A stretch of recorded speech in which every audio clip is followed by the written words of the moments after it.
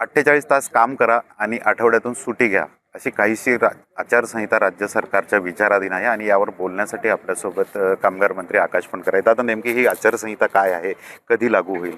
ही आचारसंहिता नाही आहे पहिली गोष्ट तर.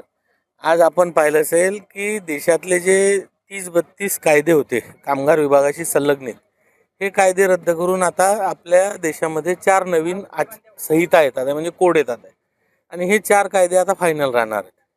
आणि या पद्धतीसोबतच जे गेल्या वर्षानुवर्ष कामगारांशी संबंधित जे कायदे आहेत, यामध्ये कुठेतरी रिलॅक्सेशन दिलं पाहिजे, ज्यामध्ये कामगारांचंही भलं होईल आणि ज्यामध्ये इंडस्ट्रीचंही भलं होईल, या दृष्टीने आपण काही गोष्टी प्रयत्न करतो आहे. यामध्ये आपण पाहिलं असेल तर महिलांना रात्री काम करण्याची मुभा आजपर्यंत नव्हती, ती आपण देण्याचा प्रयत्न करतो आहे. सोबतच महिला जेव्हा फॅक्टरीमध्ये काम करतील तिथे पाळणाघर असलं पाहिजे, इतर त्यांना ज्या सुविधा पाहिजे असतात अशा सुविधा त्यांना मिळाल्या पाहिजे, त्या दृष्टीनं आपण विचार करतो आहे. जे काही इंडस्ट्रीजवर पहिले खटले चालायचे, गुन्हे दाखल व्हायचे, जे क्रिमिनल याच्यामध्ये यायचे, मोडायचे, ती जी क्रिमिनल हे होती ती कमी करून त्यांना पिनल हे द्यायची, म्हणजे पेनल्टी त्यांना असली पाहिजे, दंड त्यांना जास्त वाढवला पाहिजे, जेणेकरून इंडस्ट्रीसुद्धा हॅम्पर व्हायला नको आणि कामगारांवर अन्यायसुद्धा व्हायला नको. आणि हा जो तुम्ही वेळेचा विषय बोलले, हा विषय असा आहे की कामगारांच्या काम करण्याच्या तासामध्ये फ्लेक्झिबिलिटी आली पाहिजे. आम्ही फ्लेक्झिबिलिटी आणण्याचा प्रयत्न करतो आहे. 12 तास कोणालाही काम नाही करायचं आहे. आपला देश हा उत्सवप्रिय देश आहे. आपल्या देशामध्ये आपण पाहतो दिवाळी सण आला की फूड इंडस्ट्रीमध्ये खूप मोठ्या प्रमाणात प्रोडक्शन वाढवण्याची गरज असते. कपड्यांच्या प्रोडक्शनमध्ये वाढ होते, फटाक्यांच्या प्रोडक्शनमध्ये वाढ होते, लाईटिंग आणि सजावटीच्या प्रोडक्शनमध्ये वाढ होते. अशा ह्या इंडस्ट्रीजमध्ये जेव्हा प्रोडक्शन वाढवण्याची गरज पडते, तर तेव्हा नवीन जर कामगार आणला तर तो त्याच्यामध्ये पारंगत नसतो. त्यामुळे मग अशा वेळेस आहे त्या कामगारांचा वेळ वाढवणे, पण जी एका हप्त्याची 48 तासाची जी अट आहे ती कुठेही क्रॉस होता कामा नये. सोबतच कामगारांची संमती यामध्ये घेतली पाहिजे, सोबतच मालकाची संमती घेतली पाहिजे आणि सोबतच शासनाची परवानगी घेतल्यानंतर अशा प्रकारे कामाच्या तासांमध्ये बदल करता येणार आहे.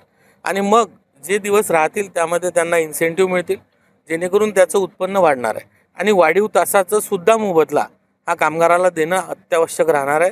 त्यामुळे इंडस्ट्रीसुद्धा त्यात बांधील राहील, कामगारांचे अन्याय होणार नाही, त्यांना नुकसान होणार नाही आर्थिक.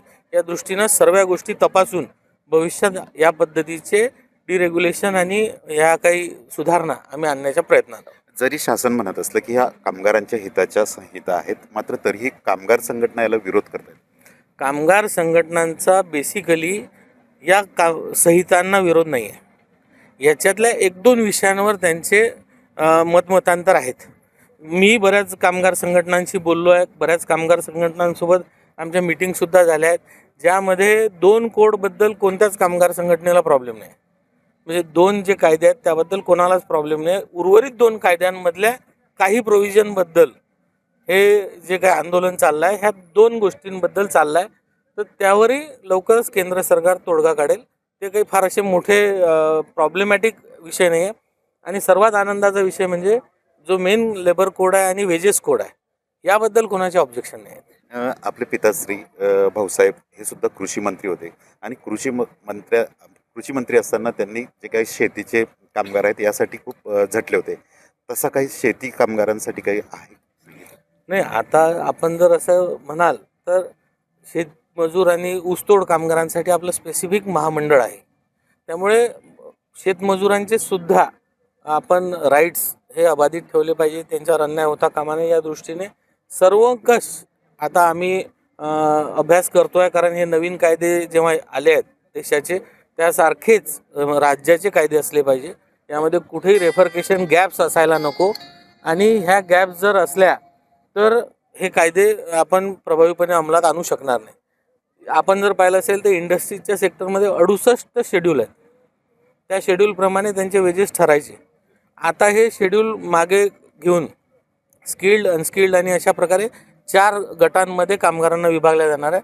त्याप्रमाणे त्यांचे पगार राहणार आहे. त्यामध्ये शेतमजूरसुद्धा बसतात का, हे सुद्धा आम्ही तपासून बघू.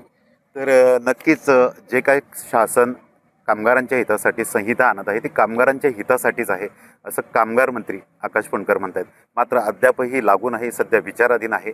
ज्यावेळेस येईल ही कामगारांच्या हितासाठीच असेल असंही कामगार मंत्री म्हणतात. कॅमेरामॅन शांतारामसह doctor Sanjay Mahajan, ABP Majha, Buldhana. ABP माझा, उघडा डोळे बघा नीट.